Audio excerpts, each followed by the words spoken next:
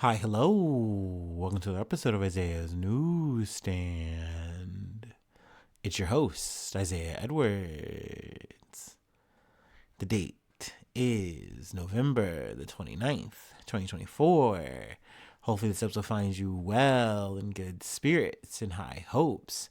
As for me, I'm doing pretty good. Happy Friday. Happy Friday to ya. All black edition. I don't know. I just wanted to say that. But yeah, hopefully you had a good Friday. Friday. I don't know if you went to work today. Hopefully you got to stay comfy cozy in your nice warm bed. That sounds nice. That sounds divine. Maybe you did the opposite. Maybe you braved the elements because you're like, I want a new TV. Or I don't know, some insert Black Friday deal or whatever here. Definitely sound off in the comments or hit me up if you did any Black Friday shopping. I want to know, what did you buy? Was it cool? Was it worth it? Cause yeah, I don't know. I was tempted to like go to Micro Center, but I was like, Isaiah, come on now. We are living still meager. You know what I mean? So let's not get crazy. So I withheld. But we did go to work. It was a work day. Started off a little bit tense because the trash pickup got missed. They were there, but like they were there early, and by the time someone got there to open the gate, the guy was like, nah, I'm gone, and he left. So it was like, ooh, are we gonna fill up the crusher again? Are we gonna have a problem? But luckily they were able to come a little bit later, so that was good because I was there for like the whole day today. And then I got someone to come down and help out. So overall things went well. I will say though, work had this like mind numbing kind of vibe where I was just, I just want to get out of here, y'all. I just need to get out of here. But definitely worthwhile, you know. Then after that we did some gym time. So yeah, it was a good post Thanksgiving situation for your boy. But speaking of Thanksgiving, let's talk about the food corner. It was so yummy. I ate myself stupid. And also, it was nice because, at least as of right now, post Thanksgiving weigh-in, I think we gained like a pound, which is like wow, wow, wow, wow. So that's pretty good. I will say though, it sucks because like I don't think it's just like losing weight or anything like that. I think it's just me getting older because I've noticed it's become more and more of a problem that I just am not the big eater that I used to be. I still love like a big meal, but definitely it's hard for me to like go hard like I used to when I was younger. So that's a bit of a bummer. RIP, half the man I used to be. But, you know, it was definitely so good. I'll try to give the best rundown I can of all the food I ate. Sweet potato casserole. That's my favorite Thanksgiving thing. So I'm always glad. Like, oh, I got like this corner piece, and like it was one of those things where like it had a little bit of crispiness on like the edge. I'm like, oh gosh, oh great. And then it had like this brown sugar kind of just finish. It was so good, so yummy. We had some turkey. I am a dark meat guy. I think that most people who don't like turkey, I feel like it's because you're not eating enough of that dark meat, baby, and it's probably not getting cooked well. Also, there's so many ways to cook a turkey. I refuse to hear people tell me that turkey is a bad meat. Like, nah, you're just going to the wrong Thanksgivings, in my opinion. I'm sorry, but I had some turkey. I had some stuff. Like, I especially love stuffing that's been in the bird. Oh my god. Oh my god. So good, so yummy. We had green bean casserole. We had mashed potatoes with the gravy that I put on like everything. There was also like two or three other stuffings that were out of the bird. I kind of came back on those like on the second pass, but didn't really eat too much of it. There was mac and cheese. It was amazing. There was collard greens. There was cranberry sauce. Two variations. One of a can. One of like a cranberry relish situation. That was very cool. Had a lot going on there. I'm trying to think. This is probably where I start missing some things. Corn, which I'm not a big corn guy, but I will put it on the plate if it's there. Plus some cornbread. That was so good. And then we had some rolls. I think that just about covers the main spreads. Then we had some desserts. Oh. And one thing that's really nice is they will ask me, like, hey, Isaiah, what are some things that you want on the menu? Like, we have our main classics, and we know you love your sweet potato casserole, so you're good on that. Don't worry. Like, what do you want, though? Like, what do you think you like, idea wise, you can inject?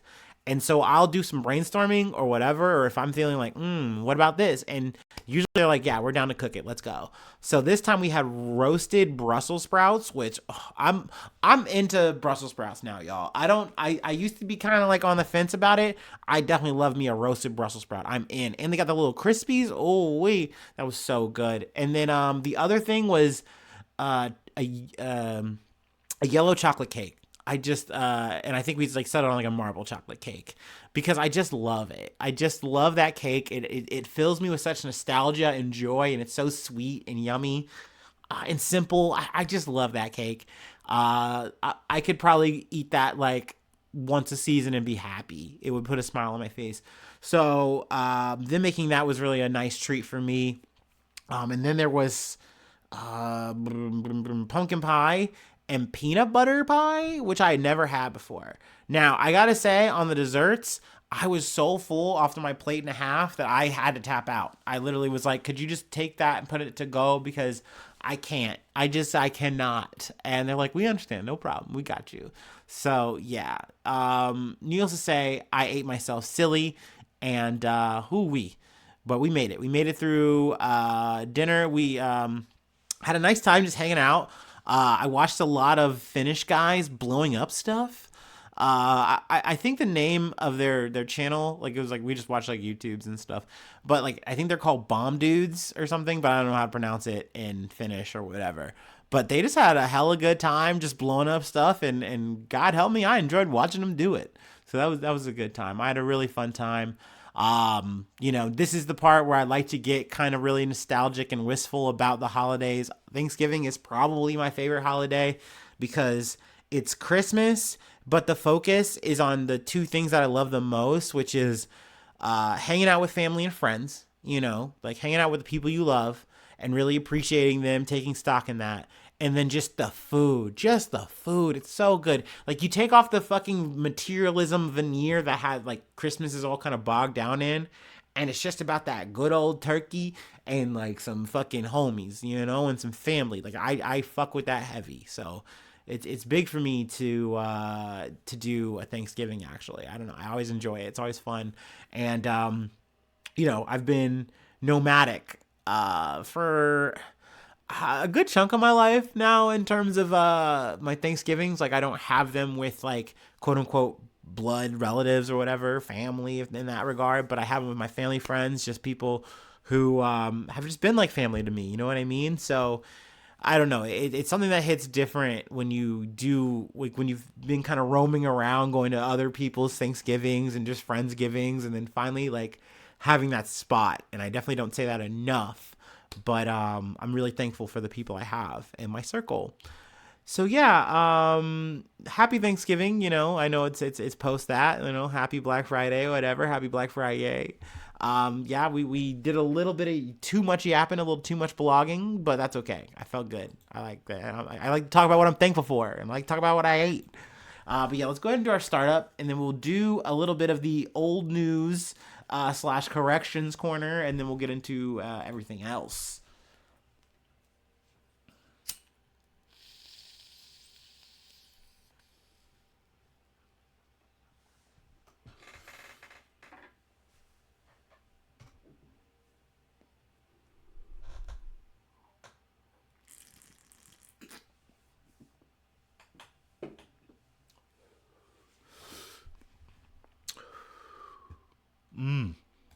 All right. So, excuse me. So a little bit of a correction slash update from the New York Post. NYC college student freed from Dubai days after receiving 1 year prison sentence for touching security guard's arm. Now, this is a big just fumble on my end. Like, I don't know how I missed this story last year when it all went down. Like, I know I initially covered it and then I just lost the thread. And that's the only thing I can assume. But that being said, I impulsively finally clicked and wanted to like do an update on this story. Then I was like, after I'd finished, I was like, let me actually figure out what the fuck happened to her. So I posted the the link and the correction in the excuse me, in the bio of the last episode, but we can just kind of go ahead and get into it from here, just real quick. The New York City college student who was sentenced to a prison sentence for touching a Dubai airport security guard's arm has been freed after 5 hellish months and is heading back home. Elizabeth Polanco de los Santos, a Lehman College student, is ecstatic to be returning home or to be returning to the U.S. after 5 months of anguish. The advocacy group detained in Dubai said in a statement on Tuesday. So yeah, I mean, essentially, this took place in like July initially.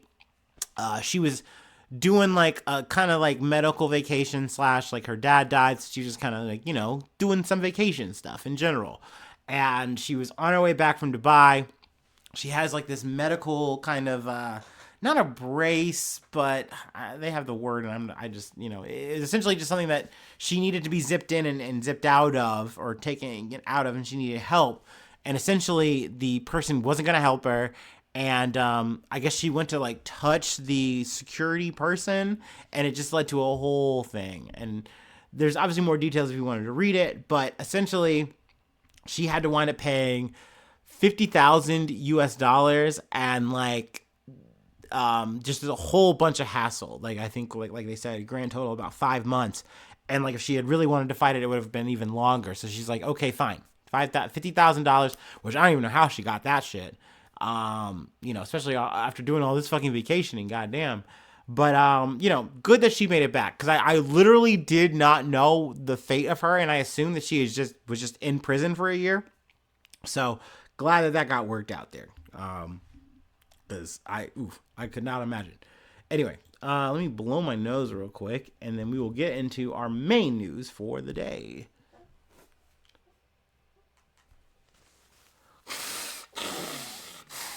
Ugh.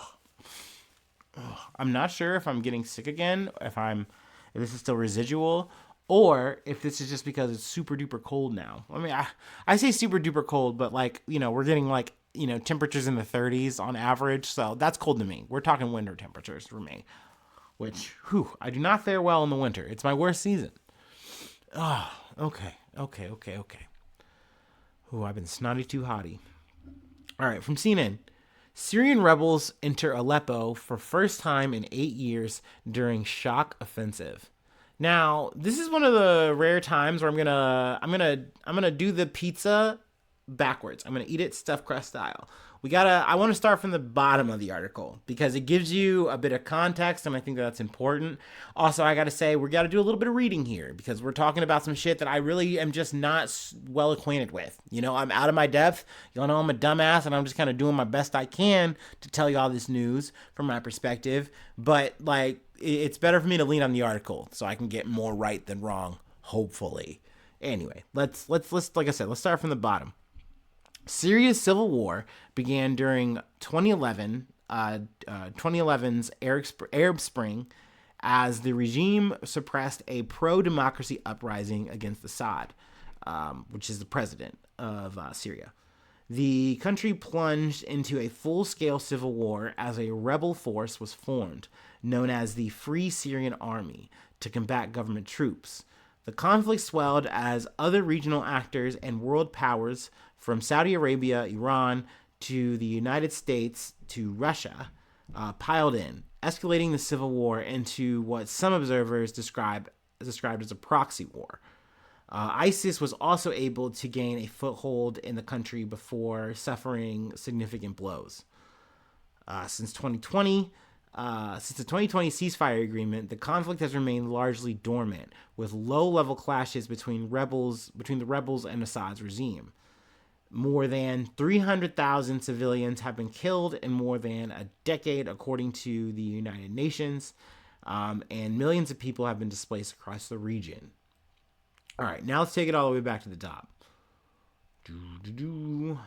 Syrian opposition forces have entered Aleppo just 3 days into their surprise offensive, making the first time they have set foot in the country's second largest city since government forces recaptured the city in 2016. The rebels launched a surprise attack this week, sweeping eastward through several villages outside the city and reigniting a conflict that has been largely static for years. By Friday evening, opposition forces had reached the city center, according to footage verified by CNN, which showed camo-clad fighters waving the flag of the Syrian opposition in a central square.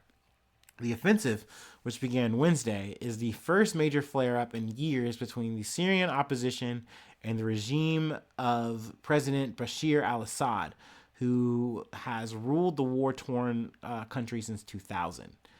The official Syrian military said it was confronting a major attack and claimed it is reinforcing all locations along various battlefronts. But multiple residents of the city say regime forces have pulled back from several neighborhoods in the western part of Aleppo. On Friday, the newly formed armed opposition coalition, the Military Operations Command, said it seized control of the Syrian government's military scientific research center on the outskirts of Aleppo city after intense clashes with the regime forces and Iranian militias. It later shared a video of Syrian regime tanks leaving Aleppo as rebel forces advanced. The armed opposition forces continued to edge further into the city throughout Friday afternoon. In a video geolocated by CNN, fighters were seen by the statue of Bashar al-Assad, the deceased brother of President Assad, on the eastern edge of the city's new Aleppo district. One fighter was seen lowering a Syrian flag from its mast. So yeah, I mean, there's a lot going on here. I'm gonna try to kind of fast forward ahead here a bit. There's a bit of there's a play-by-play here, and I don't necessarily want to do that. On Thursday, at least 15 civilians, including 6 children and 2 women, were killed, and 36 were injured in airstrikes and shelling on rebel-held areas in Aleppo and Idlib countryside, according to the White Helmets, a volunteer rescue group. Iranian state media said that an Islamic Revolutionary Guard Corps, or IRGC, Brigadier General Qamars Parashimi was also killed in the city. In a call with his Syrian counterparts to discuss the escalation, Iran's Foreign Minister Abbas Araghchi accused the United States and Israel of the reactivation of the rebels and stressed the continued support of Iran to the Syrian government and army. Let's see here. I think I want to fast forward ahead a bit to the Russian involvement here, because they've been kind of putting pressure, like the Kremlin, Putin, saying, "Hey, Syria, wrap this shit up. Like, these guys should not be fucking with you like this, and we should not be having to get involved, but we will, and we are." The Russian Air Force on Friday launched an aerial offensive against Syrian armed opposition forces in Aleppo and Idlib provinces. According to Russian state media TASS, Russia claimed to have killed at least 200 members of Hayat Tahrir al-Sham, or HTS, a Syrian jihadist group that went by the name al-Nusra Front when they were affiliated with al-Qaeda.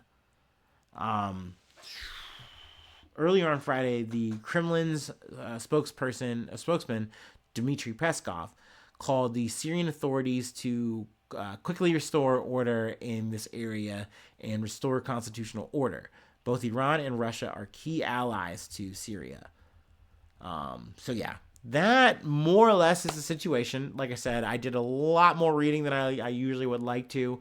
And to be honest, how do I feel? I don't know. I don't know.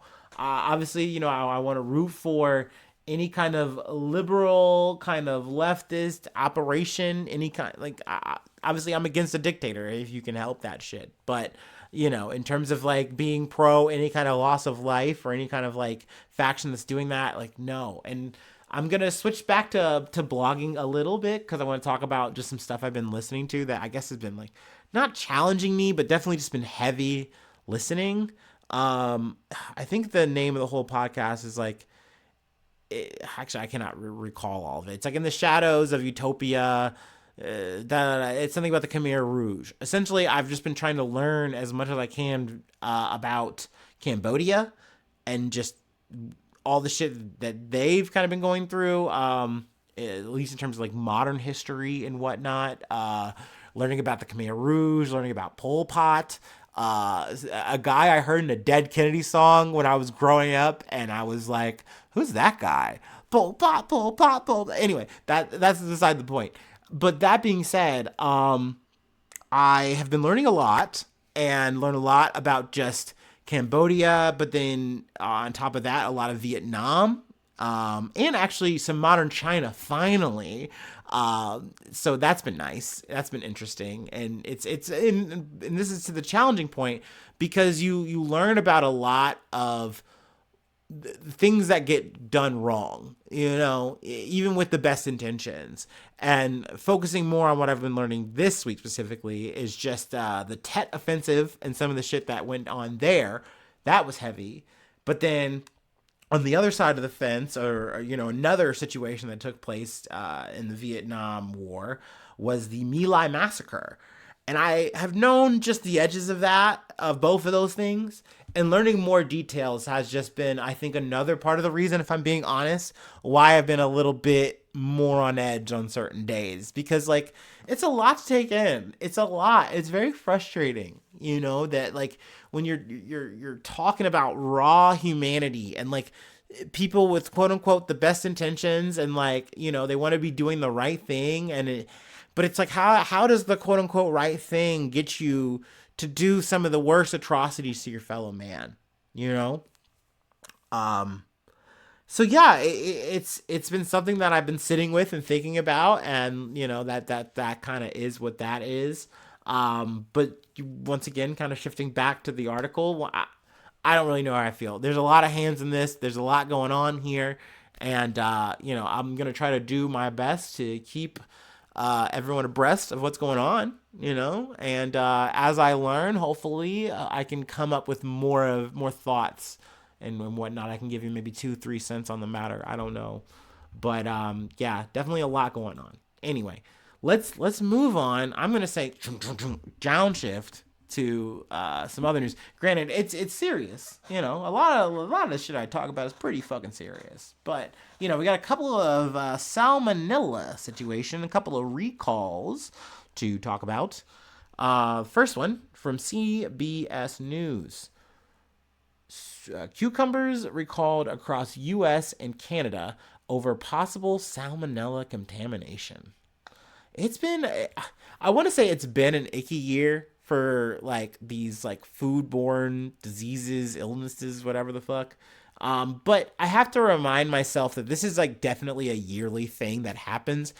Sometimes it makes the news, sometimes it doesn't. I feel like this year we've definitely covered a lot more.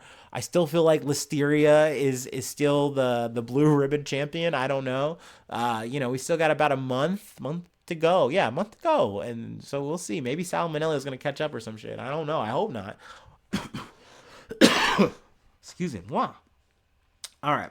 An Arizona produce company is recalling whole cucumbers distributed in 26 states and Canada because they could contain salmonella. In a filing posted by the Food and Drug Administration on Thursday, SunFed said the recalled cucumbers were sold between October 12th and November 26th and are being pulled from store shelves over possible contamination by the bacteria. Salmonella can cause fatal infections in young children, elderly, and other individuals with weakened immune systems. The recall applies to all sizes of sun-fed whole fresh cucumbers. The produce came packaged in bulk cardboard containers with a sun-fed label, or could also have been displayed in a generic white box or black plastic grate. A sticker on such containers would indicate the cucumber's grower's name, the company said. Now, they give a whole rundown of all of these states. By all means, if you want to hit the article to see if your state is mentioned or your province, looking at you, Canada, or territory, whatever y'all got going on over there, eh? Check it out. Figure that out. Hopefully, you're not on the list, but if you are, we got the number. We can just go ahead and smash to that. Consumers who may have bought the recalled products or who have questions can contact SunFed's recall hotline at 888 542 5849, Monday through Friday from 8 a.m. to 5 p.m. Mountain Time. I'm not an expert or anything like that. You should probably throw it out. Just chuck it. If you can't get a hold of them or you don't feel like going through that, because maybe you have to have like the receipt. I know that's sometimes a thing. You can like take it back to the store and get a refund potentially, or they can swap you out with maybe something that doesn't have salmonella on it. I don't know. Let's see here. Salmonella bacteria cause about 1.3 million infections, 26,500 hospitalizations, and 420 deaths in the U.S. every year, with food being the source of most of the illnesses, according to the Centers of Disease Control and Prevention. Earlier this year, an outbreak of salmonella linked to recalled cucumbers from 2 Florida growers sickened at least 449 people in 31 states and the District of Columbia. So I definitely add that last part to say, hey, we've covered a decent amount of those kind of stories and the like on the pod, and there's still some I miss. And, these things happen. But hey, just stay safe, stay aware out there. By all means, check your news feeds and stuff, because sometimes these little things can just get recalled. I don't know. I remember growing up, the only thing I remember seeing recalled a lot was like vehicles. That was really it. But now I'm doing this shit. I see so many like food recalls. I'm like, God damn. Another one I would see too, I guess because I was a kid, maybe I noticed it more then. Toy recalls, you know what I mean? Even if it was just like baby stuff, like, oh yeah, I definitely you wouldn't want to see a baby like done up by some Fisher Price thing. That'd be fucked up. But anyway, part 2 of our Salmonella Gate, Salmonella situation from USA Today. More than 10K units of eggs sold at Costco recalled for potential salmonella contamination. Oopsie. Check your fridge, Costco members. These eggs are being recalled for a foodborne illness. Handsome Brook Farms, which I gotta say, pause. Shout out to Handsome Brook Farms, because that's a good name. I'm surprised that you guys have salmonella coming out of your farms, just like a Taylor farm. Okay, damn, Taylor, how did this happen? But you know where I'm not surprised of an illness coming out? Grimwood Farms. I'm sorry. Like, come on, what's up with your baby carrots? Why are they so spooky? I'm just saying. Names mean everything. Who are the Grimwoods? Are there Grimwoods? Is there a Grimwood Forest or something? Either way, I'm not naming my farm after that shit.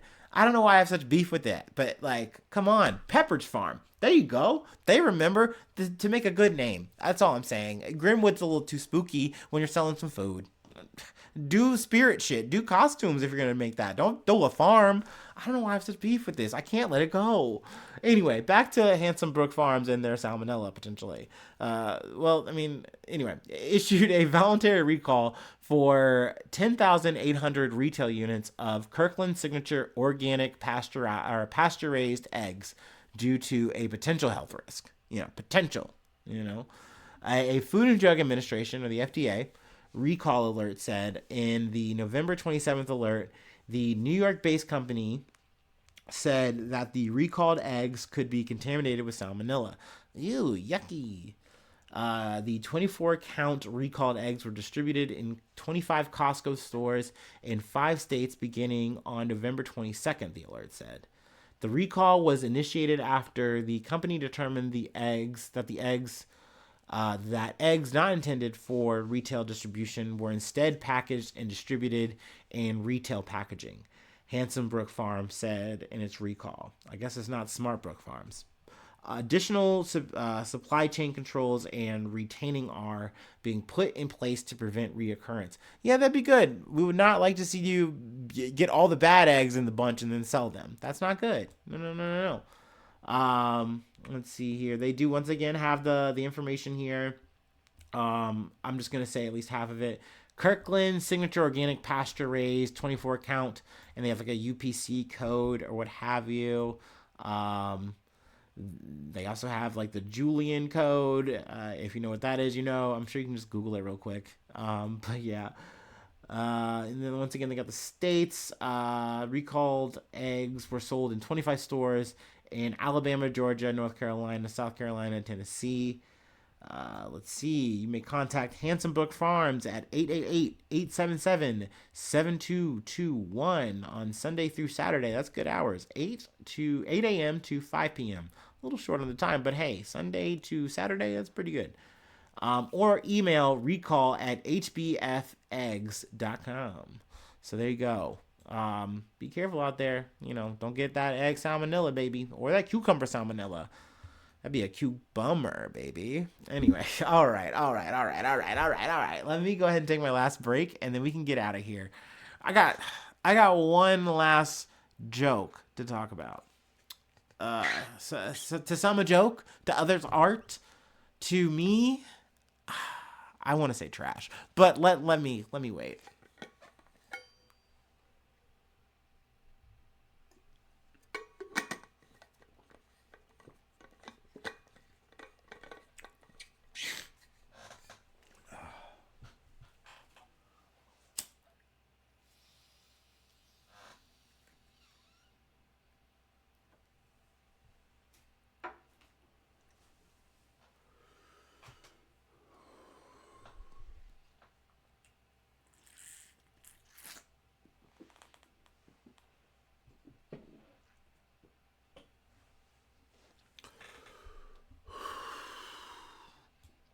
All right, from The Guardian.